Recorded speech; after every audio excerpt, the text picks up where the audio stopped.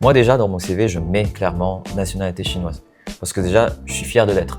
Je me suis inscrit à Centrale Supélec dans le programme master spécialisé management de projet ingénierie système pour vraiment faire de la partie pilotage. Moi je suis garanti d'un programme qui fonctionne bien, qui avance, que les besoins sont bien recueillis, que le planning est bien détenu et puis que l'ensemble du programme avance dans les bonnes conditions. Bonjour, Bonjour.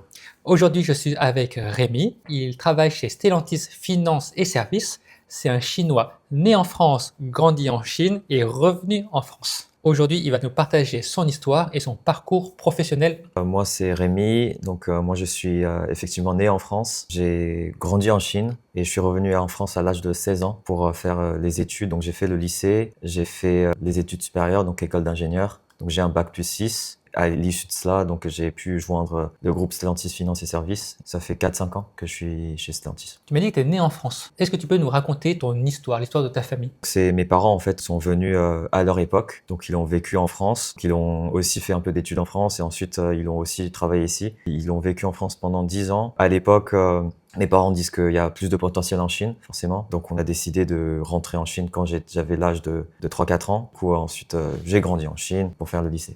La première fois que je t'ai parlé, je croyais que tu étais chinois, né en France et grandi en France parce que si je te regarde pas, tu as un accent français parfait. Comment ça se fait? D'abord parce que quand tu étais petit, quand je suis né ici, j'ai pu baigner un peu quand je commençais à apprendre le français. Enfin, la parler, parce que quand tu es petit, tu es une éponge, donc tu absorbes l'environnement. Donc j'ai pu avoir un environnement avec des Français. Ça a permis d'avoir cet accent, je dirais. Mais ensuite, quand je suis rentré en Chine, forcément, tu perds tout parce que tu grandis en Chine. Du coup, tu apprends très vite le chinois. J'ai pas vraiment gardé le français quand j'étais en Chine. Du coup, j'ai vraiment dû réapprendre quand je suis revenu en France à l'âge de 16 ans. Donc je faisais les cours français langue étrangère avant d'intégrer le lycée. Quelqu'un qui arrive en France à l'âge de 16 ans, comment tu apprends le français? C'est comme les étudiants chinois qui arrivent en France, ils commencent par A1, A2. Ouais, exactement. J'ai commencé par du A2 parce que j'ai quand même un petit peu de souvenirs quand même, des mots très très très basiques, hein, comme un bébé il sait parler. Du coup, j'ai commencé par du A1 et ensuite je bossais dur quand même.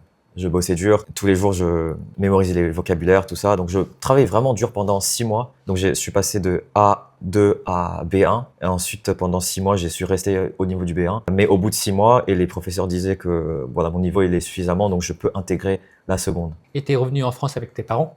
Non, seul. Pourquoi ce choix? Pourquoi soudainement tu reviens en France tout seul?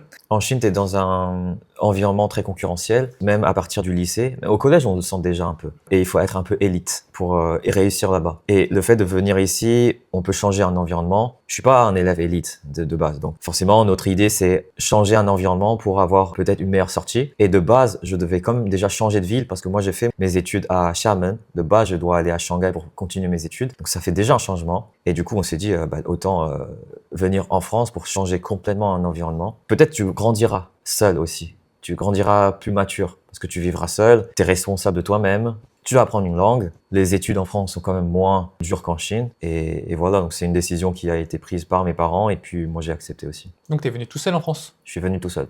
À Paris? Normandie. Pourquoi la Normandie? Voilà, en fait, donc c'est un internat qu'on a trouvé. Au sein de cet internat, il y a français langue étrangère qui est intégré. Du coup, on a eu un contact de la responsable de cette école qui propose aussi ce genre de programme pour intégrer les Chinois qui viennent de Chine pour faire le lycée. On est quand même peu, tu vois, parce que la plupart des gens qui viennent ici, c'est pour faire les études supérieures. Donc le lycée, c'est quand même assez rare. Et du coup, ça permet de se sentir un peu communautaire parce que voilà, tu vois tes compatriotes à l'école. Mais c'est pas un handicap de pas parler français au lycée parce que tu dois faire des dissertations Oui. en histoire, en philosophie, en économie, et en français, littérature française. Donc quelqu'un qui vient juste d'atteindre le niveau B1, c'est impossible. Exactement. Donc, je vais pas dire que c'est facile. Peut-être au départ, les matières scientifiques, c'était plutôt facile à suivre parce que voilà, on a quand même suivi les études en Chine. Donc, les Chinois, au niveau des maths et tout ça, il y a pas trop de soucis. Par contre, c'est vrai que tous les matières un peu littéraires, même histoire géo, où tu dois écrire, même la SVT. Je regardais un peu les autres camarades, comment ils rédigent, c'est quoi les phrases qu'ils utilisent, beaucoup d'apprendre par cœur, et aussi imagination. Il faut utiliser l'imagination. Par exemple, un texte en français, je vais pas forcément comprendre. Je vais un peu deviner le sens du texte parce que j'ai pas de vocabulaire. C'est des vocabulaires assez rares du passé. Donc moi, je dois un peu imaginer. Si j'ai raison, tant mieux. Si j'ai pas raison, je suis hors sujet et voilà, c'est mort. Tu vois. Tu devais étudier du Molière, Exactement. Balzac, Victor Exactement. Hugo. Exactement. C'est de la vieille littérature. C'est Même pas, du la- français, c'est pas du français moderne. Même la philosophie, tu vois. Oui. Le fait de te plonger dans un environnement où tu n'as pas le choix d'apprendre le français, ça te pousse à apprendre le français à 300 à l'heure. C'est l'avantage, je dirais, quand tu es mis dans l'environnement, parce que l'humain est communautaire. Quand tu es dans un environnement où tu as beaucoup de compatriotes chinois, donc tu vas pas parler français. Mais si tu es vraiment dans un environnement où tu dois vraiment parler, t'as pas le choix, tu dois parler. Et quand les gens te parlent, tu dois comprendre. Et en te parlant, il faut que tu comprennes aussi l'expression. Il y a beaucoup de termes des jeunes, tu vois. Donc ça, vraiment, il faut aussi pour se sentir ami avec eux. Tu dois être intégré. Quand ils disent des expressions des jeunes, tu dois aussi un peu imiter, tu vois, pour te sentir, voilà, je suis pas à côté, je suis pas isolé. Quand tu arrives dans un environnement vraiment que tu connais pas et étranger pour toi, tu dois faire des efforts. Pour moi, c'est vraiment l'effort. Ton expérience que tu partages aujourd'hui peut être très intéressante pour les parents chinois qui ont envie d'envoyer leurs enfants qui ont 14 ans, 16 ans en France. Lorsque tu es arrivé tout seul en France, donc à l'aéroport, tu étais tout seul, vraiment tout seul depuis Moi, le départ. j'étais vraiment tout seul. Je Donc, prenais ma valise qui est grosse comme ça. Je suis seul, j'arrive ici et voilà. Donc, c'est vraiment seul, quoi. est-ce que tu as une petite colère avec tes parents? Pourquoi est-ce qu'ils t'ont envoyé ici tout seul? Est-ce que tu as souffert? Est-ce que tu leur en veux? Parce qu'il y a des parents chinois qui ont envie d'envoyer leurs enfants en France, mais est-ce qu'on ne s'intéresse peut-être pas au point de vue de l'enfant? Qu'est-ce que toi, à l'époque, tu ressentais? Tu disais merci mes parents, merci de m'envoyer en France tout seul, je vous remercie. Ou alors tu pensais pas vraiment y aller, c'était l'aventure. Qu'est-ce que tu ressentais? Moi, je ressentais pas des choses très profondes. Moi, je me dis, la décision est prise, je suis là. Je suis pas quelqu'un qui va penser sans arrêt pourquoi cette décision prise ou est-ce que je suis pas content ou voilà. Je suis là. Ce que je dois faire, c'est la route est choisie, donc je fonce. Parce que moi-même, je suis conscient que si tu restes en Chine, tu réussirais pas forcément si tu passes par la France. Moi-même, je suis conscient, tu vois. Donc, quand tu as cette conscience et la décision que tes parents ont prise et toi, tu étais d'accord au départ. Parce que sinon, j'aurais dit non, je viens pas, tu vois. Vu que j'étais d'accord, et du coup, maintenant, c'est compliqué aussi. C'est une difficulté différente que quand tu es ici et là-bas. Quand tu es ici, la difficulté est d'intégrer. Et surtout, c'est la langue, en fait. C'est d'intégrer la société, être entouré des Européens. En Chine, c'est plus vraiment la notion et la compétition dans les classes. Voilà, beaucoup de travail et tu as des partiels tout le temps. Donc c'est une pression un peu différente, mais le fait de venir ici, ça m'a quand même vraiment forgé une capacité à être seul et à se développer moi-même.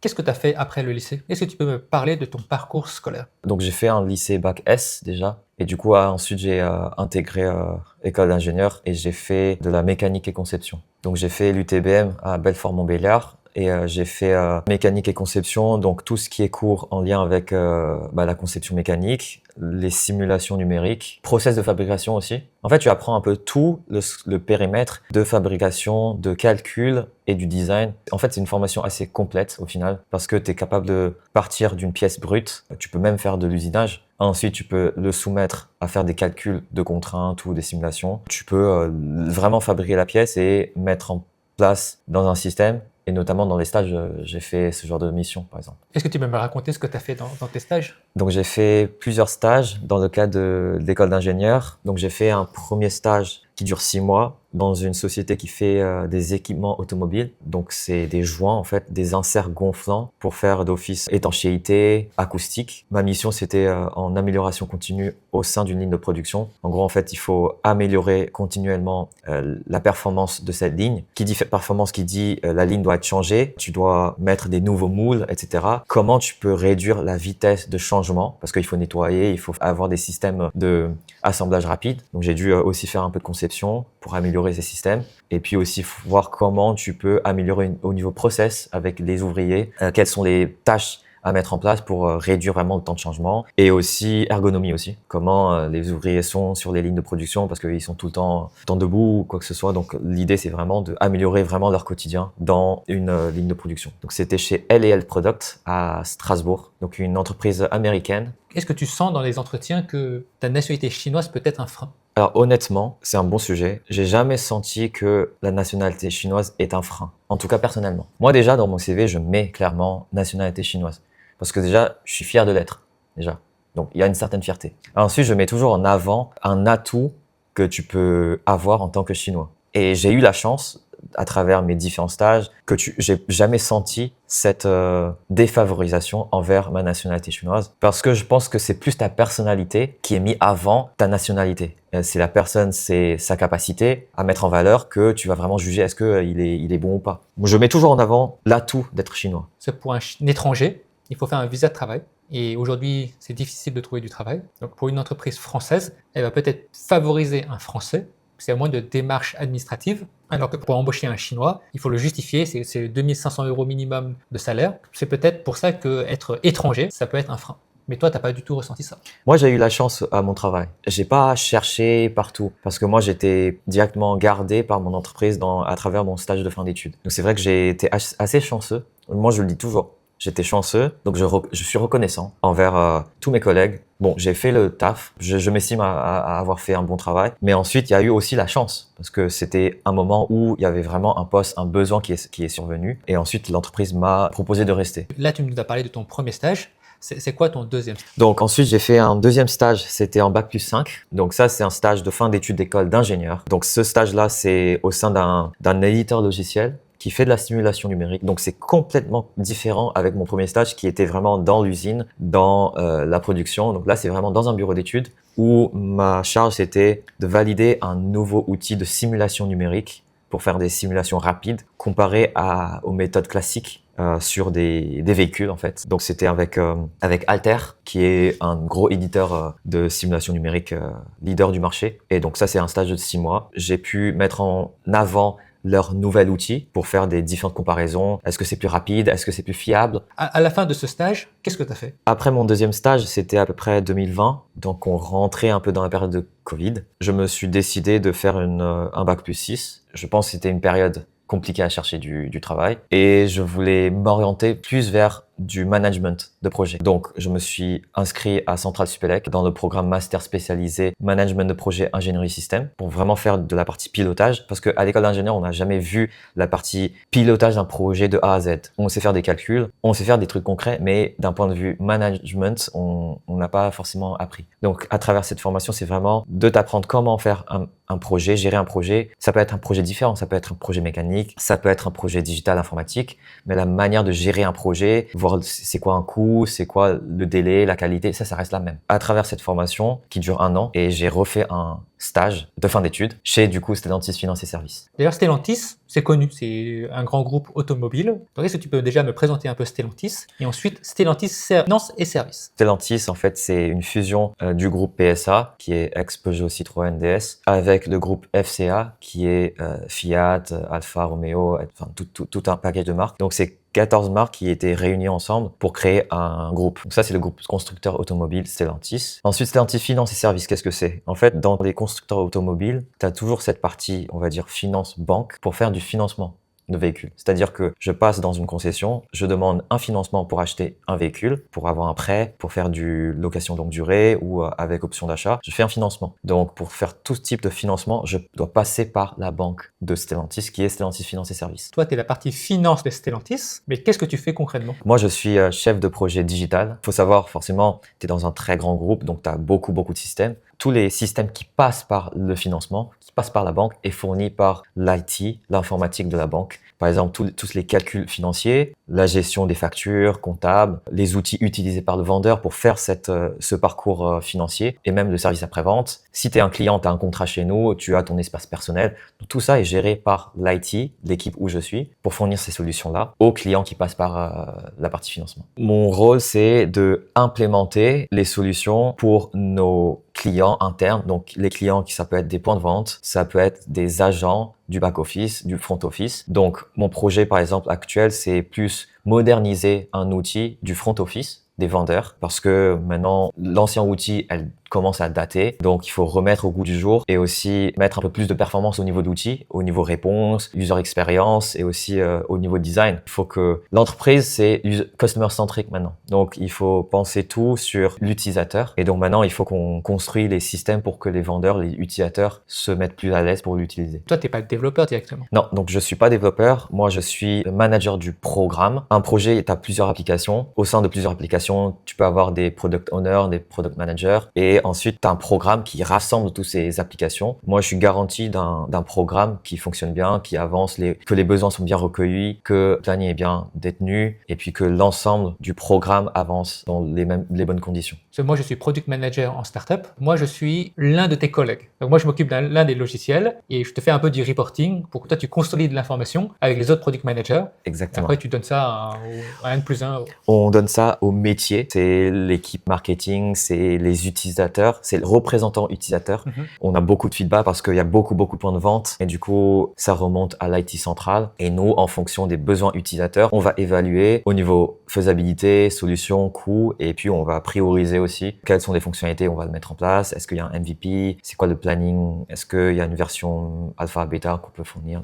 J'ai la même expérience chez BPI France, le Banque publique d'investissement France. Pareil, on avait un logiciel, un CRM, Microsoft Dynamics, qu'on devait faire évoluer pour servir les métiers et que justement, il y avait un représentant des métiers. Donc, c'est quelqu'un qui avait travaillé plusieurs années dans ce métier-là et c'est cette personne-là qui représente les milliers de personnes qui sont sur le terrain, parce que cette personne connaît bien le quotidien Exactement. et les irritants Exactement. des utilisateurs. En contact avec ces différentes personnes, on fait évoluer la solution. C'est essentiel de rester très proche du métier, même si tu es côté IT, parce qu'il ne faut pas avoir un monde séparé. Notre objectif récemment, c'est vraiment de rapprocher l'IT et le métier. Comme ça, tu perçois mieux leurs besoins. Parce que si tu es vraiment dans un monde séparé, parfois, ils te disent des choses, tu peux pas comprendre. Alors que si toi, tu es plus dans le terrain, eh ben, tu vois de tes propres yeux, c'est quoi le besoin. Tu me dis être sur le terrain, ça fait penser au lean manufacturing, où il faut être dans l'atelier pour voir. Moi, j'ai travaillé chez TipTrack, donc c'est une startup, où c'est justement dans le monde industriel, l'IoT, l'industrie 4.0, où c'était un SaaS, une tablette et un capteur de temps de cycle, et on mesurait le TRS, OII en anglais. J'ai travaillé 3 ans dans cette startup-là, et je me suis beaucoup formé sur le lean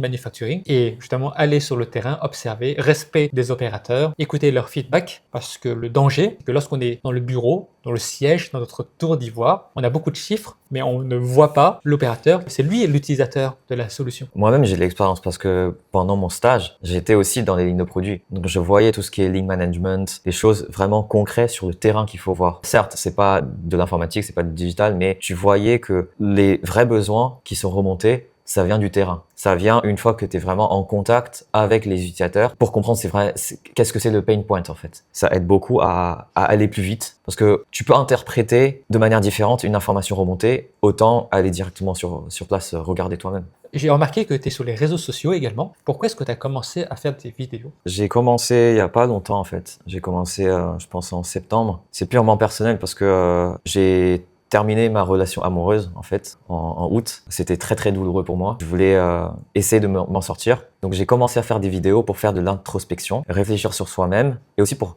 mieux sortir de la situation. Ensuite, j'ai pensé à partager un peu ma vie au travail, mes week-ends. C'est aussi pour essayer d'inspirer des gens qui vivent en France parce que, comme on le dit, il y a beaucoup de gens qui cherchent du travail et j'aimerais aussi montrer que, au final, il y a une porte de sortie possible en France et que on peut bien réussir aussi en France. Je dis pas que moi j'ai réussi, mais je pense que je peux montrer aussi l'image que on peut vivre bien en France, même si on est seul. Vous venez en France, vous n'êtes pas là pour survivre. Je vais vous montrer qu'on peut prospérer.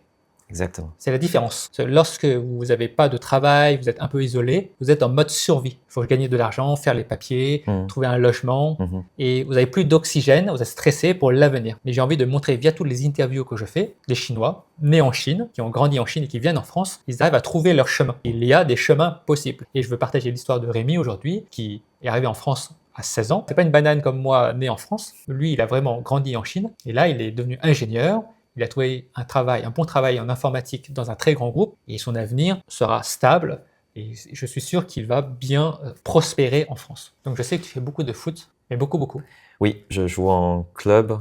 Donc ça c'est très important parce qu'en France, tu as vraiment beaucoup de clubs. Donc je suis intégré dans un club, on a 2 entraînements par semaine et on a le championnat le week-end. Donc au final, tu as ton travail et à côté, tu vis un peu ta passion. Et le sport, c'est aussi un moyen d'intégration, parce que tu rencontres beaucoup de Français là-bas qui aiment le foot, donc vous avez la même passion, vous pouvez en parler. Ah, t'as vu le match de foot hier? Et que ça permet justement de rencontrer des gens. Même avec les collègues, on peut parler du foot, du match de Champions League, etc. Ah, on est en Europe aussi, le foot il est très important. Et voilà, les amis du foot, ça devient les amis du quotidien aussi. Si tu pouvais donner un conseil à toi-même, à Rémi, il vient d'arriver en France à l'âge de 16 ans, il est en Normandie et il te regarde, qu'est-ce que tu aurais envie de lui dire? Moi, je dirais oser et ne pas avoir des regrets.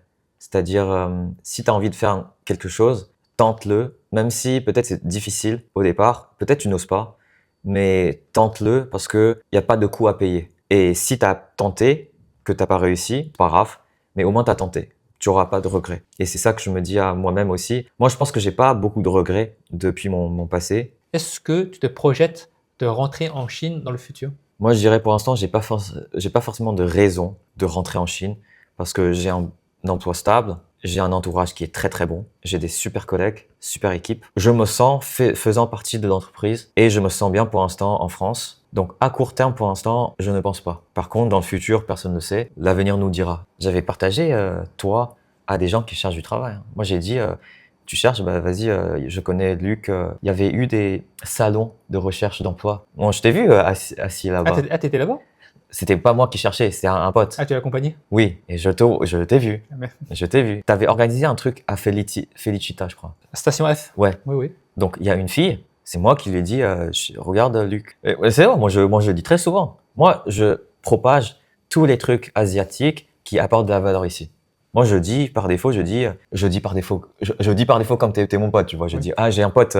D'accord. Moi, je dis à mes collègues, je dis, moi, j'ai un pote, lui, il essaie de aider les Chinois qui sont ici pour chercher du travail au quotidien, au travail. C'est des trucs que je dis, tu vois. J'ai déjà montré ton compte à mes collègues français, hein. Ah oui? Ouais.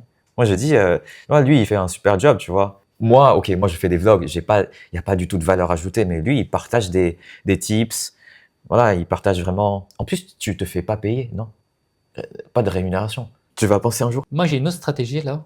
C'est vendre du coaching en product manager, Ok. en startup, Ouais. pour former les Chinois à ce métier-là. Parce que c'est un métier que si vous êtes d'école de commerce Hmm, et que vous parlez français correctement, hmm, vous pouvez devenir product manager junior.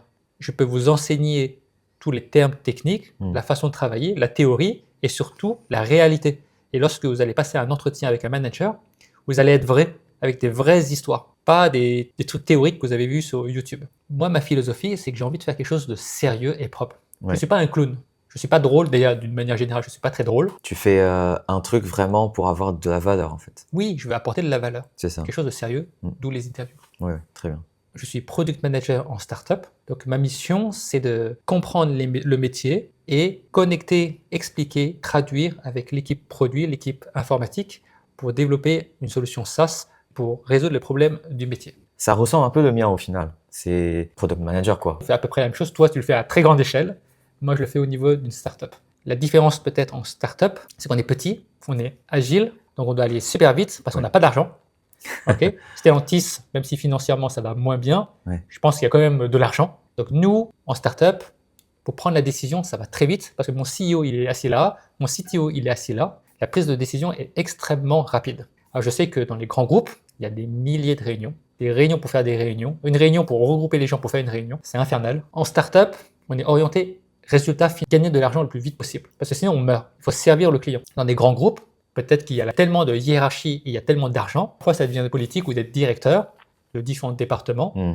Ils veulent tirer les ressources vers eux. Ils ne veulent pas prendre de risques. Donc, ça traîne et ça avance pas. Et c'est les utilisateurs qui attendent et qui souffrent. Alors que nous, en startup, ça va à 300 à l'heure tous les jours. Moi, j'avais 2 prestataires qui sont une startup, une autre un peu plus grande. Moi, je trouve travailler avec des startups, c'est plus efficace, déjà. Il y a beaucoup moins de process. Tu as la personne que tu dois chercher. Bien sûr, être un client en face d'une startup, pour une startup, c'est important aussi. Du coup, tu vas prendre très au sérieux, en fait, le client. Tu vas pas laisser attendre longtemps. Voilà, tu vas vraiment répondre très rapidement. Toi, tu as travaillé dans des grands groupes dans le monde industriel. Ça te dirait pas, toi, de travailler en startup? Ouais, pourquoi pas, hein. De toute façon, on sait jamais le futur. Je pense que le fait de travailler dans un grand groupe permet d'avoir vraiment une vision claire d'une grande organisation, comment ça se organise, comment se répartit les tâches. Parce que moi, je considère toujours, dans une startup, petit groupe, il faut être très polyvalent au final. Parce que t'as pas beaucoup de personnel, donc tu dois pouvoir faire ça, tu dois savoir un peu tout faire. Le fait d'avoir vécu dans un grand groupe, tu sais à peu près comment mettre en place les différents secteurs ou domaines.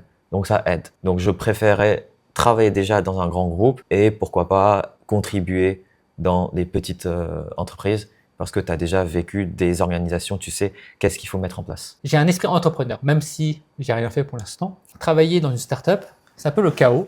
Et c'est ce que j'aime. Parce que justement, tout est à construire. Toi, tu dis, je vais d'abord prendre le modèle d'un grand groupe et je vais un peu le copier-coller dans une startup. Ou en tout cas, je vais m'inspirer de la structure d'un grand groupe pour la mettre sur une petite structure. Je ne suis pas sûr que ça marche. Parce que Stellantis, c'est combien d'années, un siècle, voire plus. Donc ça s'est construit doucement. Et je ne suis pas sûr qu'on puisse copier-coller des structures. Au contraire, j'ai travaillé dans plusieurs startups. On a moins de budget, on a moins d'argent, on a moins de tout. Mais là où on a le plus, c'est le pouvoir de décision. Le CEO, il te regarde et il dit « Qu'est-ce qu'on fait ?» Le CEO, parfois, il est perdu lui aussi. Ouais. Le CEO, c'est un humain. Il ne sait pas plus que nous le futur. Il voit à peu près la direction qu'il faut prendre. Ouais. Mais il me regarde, Luc, t'en penses quoi? Qu'est-ce qu'on fait après? Ça, en grand groupe, n'a pas ce pouvoir. Donc, la culture d'entreprise, la structure de l'entreprise, à mon échelle, c'est moi je la construis et j'influence l'entreprise. Et j'aime bien travailler en start-up parce que j'ai envie d'être entrepreneur. Même si ce n'est pas mon entreprise, je suis en train de vivre l'aventure entrepreneuriale. Et j'apprends justement que si un jour je lance une toute petite start-up de 2-3 personnes, je sais comment c'est le chaos. Et je vis dans le chaos. Et je saurais m'adapter dans le chaos. Dans un grand groupe, tu intègres dans une équipe, tout est en place. Ton rôle, c'est d'assurer que ça continue à fonctionner un peu comme avant. Par exemple, là, récemment, on a embauché une personne pour le support, pour m'aider, parce que justement, je faisais beaucoup de support et pas assez mon travail de product manager. Et lorsqu'on l'a embauché, c'est moi son manager direct, et je lui dis, c'est toi maintenant le manager support. Imagine, tu recrutes une autre personne pour t'aider, qu'est-ce que tu vas faire? Comment tu vas structurer le support? Parce que Lily me demande, qu'est-ce que je fais? Qu'est-ce que moi je pense? Moi, je ne réponds pas. Je te dis, je ne te réponds pas. C'est toi qui vas tout structurer. Donc moi, je la forme sur le produit, normal, mais je lui dis, pense retour sur investissement. Qui tu sers? Qui sont les clients internes et externes que tu dois servir? Quels sont leurs besoins, leur contexte? Et tout ce que tu vas faire, comment tu peux les aider? Et comment tu peux pérenniser ce que tu vas faire sur le long terme? Maintenant que tu as défini tout ça, comment tu vas exécuter sur le court terme? Je lui demande, réfléchis à tout ça, propose-moi quelque chose, parce que c'est toi qui vas exécuter à la fin. Donc je la coach pour qu'elle-même devienne manager d'un département de une personne. Dans une organisation où tout est plus standardisé, au final, tu fais un peu ta routine en fait. Et si tu t'en vas, 2 jours après, tu es remplacé. Exact. Merci beaucoup Rémi pour cette interview. Il a un vlog sur Xiaohongshu et sur Bilibili où il partage son expérience de la vie en France. Donc je vais mettre son compte dans les commentaires, vous pouvez le rajouter. Donc je vous remercie et on vous dit à la prochaine. Bye bye.